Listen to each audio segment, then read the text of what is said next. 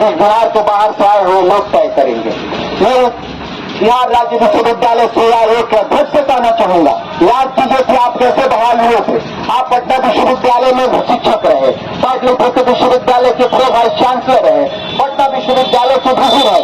आपको हमारे साथ अन्याय करते हुए शर्म नहीं आई?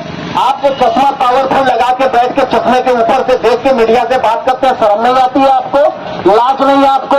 तो पतित हो चुके हैं, घिरे हुए हो चुके हैं क्या आप? आपको शर्म नहीं आती कि बिहार के विश्वविद्यालय में इतने सालों से मेहनत करने वाले छात्र किस आधार पर अपनी तैयारी करके बैठ रहे हैं, और आप बिहार के बाहर से आए हुए इस महामहिम और इस कुलपतियों के साथ बैठ करके बात कर रहे हैं, उनके साथ बैठकर हमारे खिलाफ षड्यंत्र कर रहे हैं।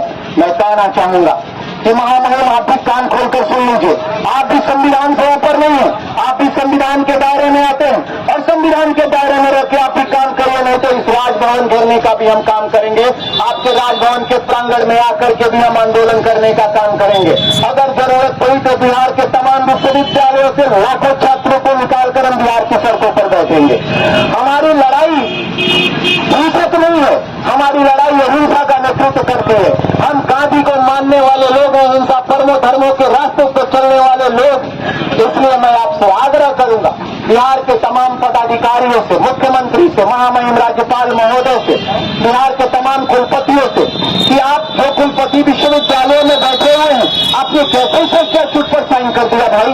आप क्या सोचकर स्टैट्यूट पर साइन कर दिए?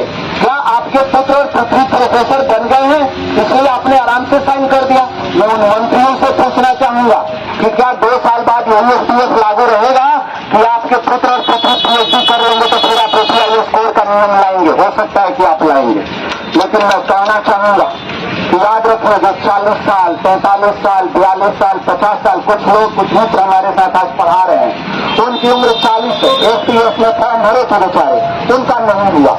आप अस्थायी बहाली नहीं लाएंगे तो कहाँ जाएंगे? सवाल ये नहीं है कि हम आपसे नौकरी मांग रहे हैं, आप इस मोबाइल में मत रहिएगा कि हम आपसे नौकरी मांग रहे हैं। हम आपसे ये मांग रहे हैं कि हमें बिहार के विश्वविद्यालयों में छात्रों को पढ़ाने के लिए मौका प्रदान कीजिए, ताकि हम मेहनत करके अपने बिहार के छात्रों का और बिहार के विश्वविद्यालय और महाविद्यालयों का भविष्य तय कर सके। सोचिए कितनी विडंबना है, आज तक हमने एक प्रधानमंत्री नहीं दिया इस देश को, राजनीति का पौधशाला कहने वाला, राजनीति का सोच कहने वाला यह राज्य आज तक एक प्रधानमंत्री नहीं दे पाता है। कभी सोचा है आपने?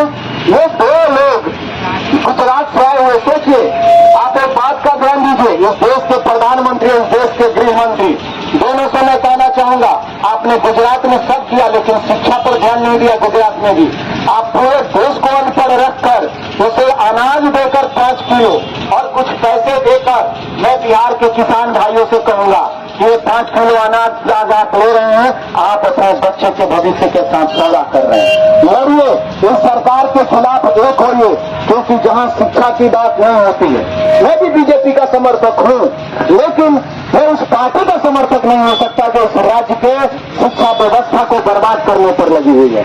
मैं भाजपा के कार्यकर्ताओं से भी कहना चाहूंगा, मैं ABVP से कहना चाहूंगा, मैंने ABVP में काम किया है, मैं ABVP के छात्रों से कहना चाहूंगा कि देश में इतना बड़ा आंदोलन है और आप क्या कर रहे थे?